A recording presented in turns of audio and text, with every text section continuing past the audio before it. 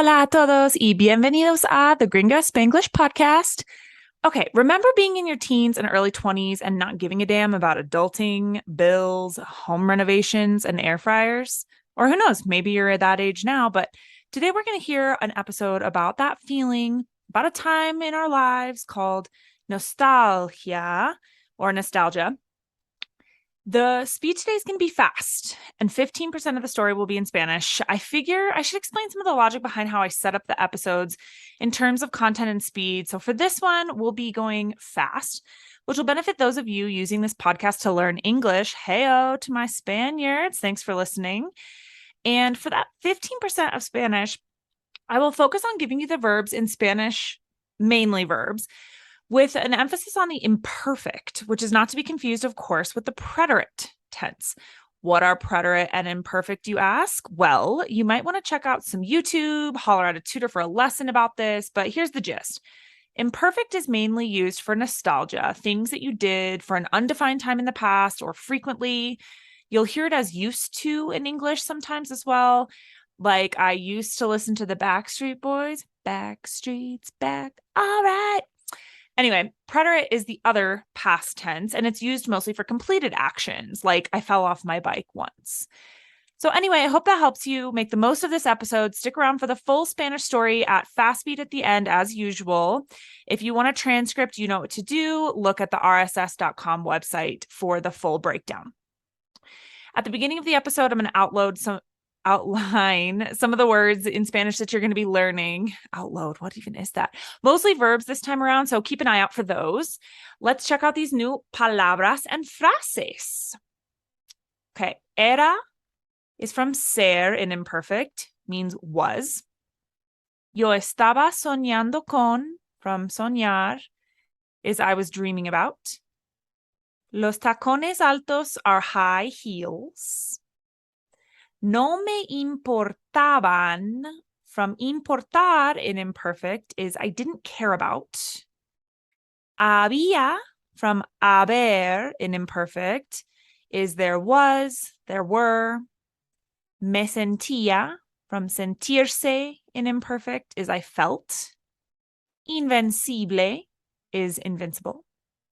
Me volvía, from volverse in imperfect, is I became. Grasiento is fatty. Levantaba pesas, from levantar in imperfect, is I lifted weights. Ocurría, from ocurrir, imperfect, is occurred. Una herida is an injury.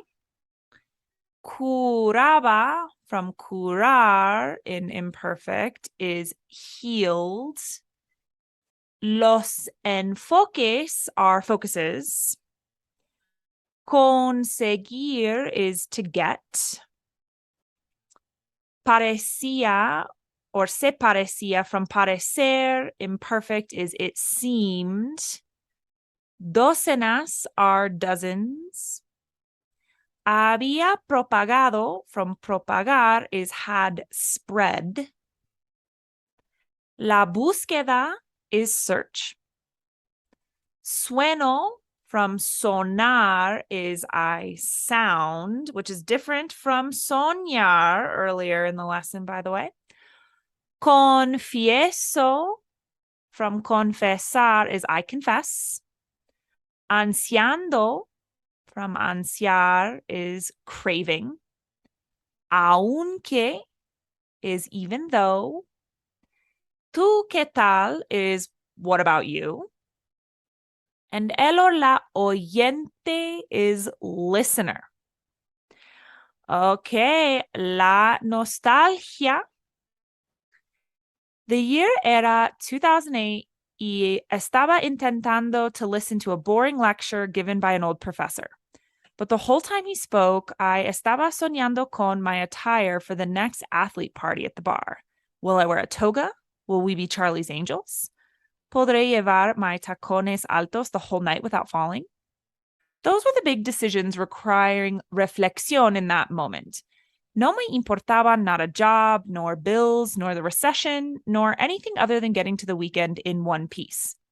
Anxiety. Of course, there still había a bit, but I had anxiety about things like if my friend was mad at me, or if the boy from the basketball team liked me, or if I would pass the next examen de negocios. Body aches, not so many. At that age, me sentía invencible. I could get drunk every Friday and Saturday without preocupación for the hangover after. I always me volvía funcional after a desayuno, grasiento, and maybe a Bloody Mary in a restaurant. I played volleyball or levantaba pesas for hours a day, and when ocurría en herida, se resolvía quickly. A few aspirin and an ice bath curaba everything. Responsibility.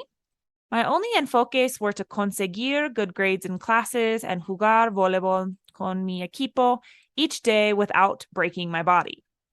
Friends. Se parecía that I had docenas without knowing the majority were party friends or just acquaintances. The magic of being close together apoyaba the feeling of having a fun social life with thousands of interactions every week.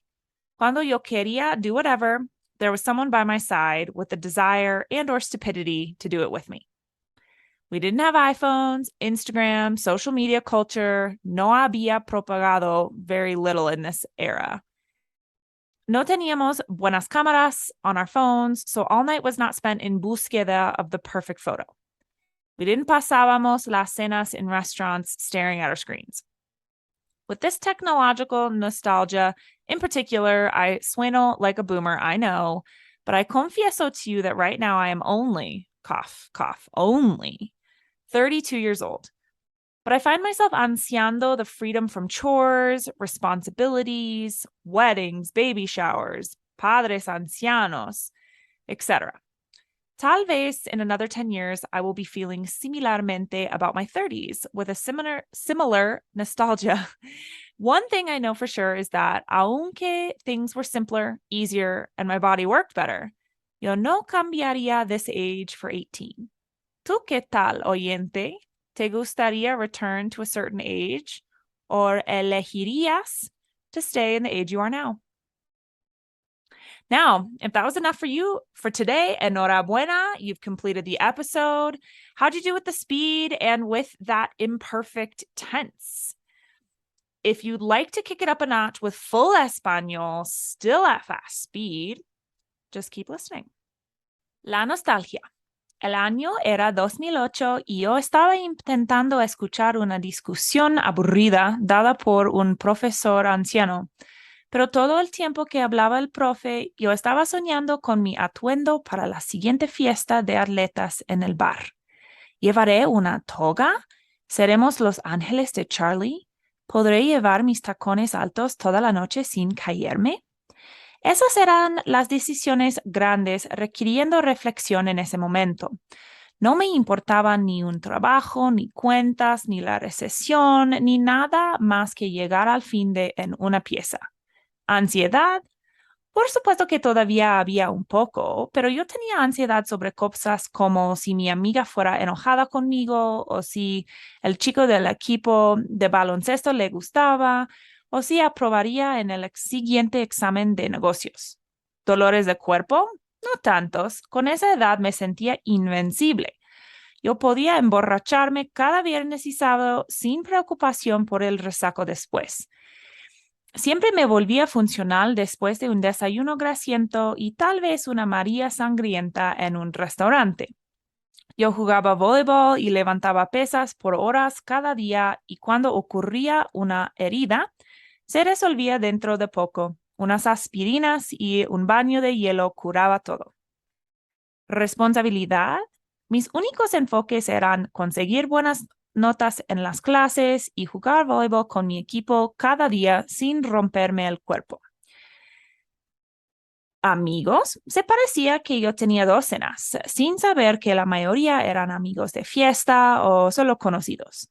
La magia de estar todos muy cerca apoyaba el sentimiento de tener una vida social muy divertida y con miles de interacciones cada semana. Cuando yo quería hacer cualquier cosa, había alguien a mi lado con ganas y o la estupidez de hacerla conmigo. No teníamos iPhones, Instagram, la cultura de redes sociales había propagado muy poco en esa época. No teníamos buenas cámaras en los móviles, así que toda la noche no era en búsqueda de la foto perfecta.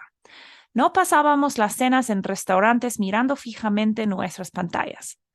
Con esta nostalgia tecnológica en particular, yo sueno como un boomer, lo sé, pero te confieso que ahorita solo tengo solo 32 años, pero me encuentro ansiando la libertad de quehaceres, responsabilidades, bodas, baby showers, padres ancianos, etc.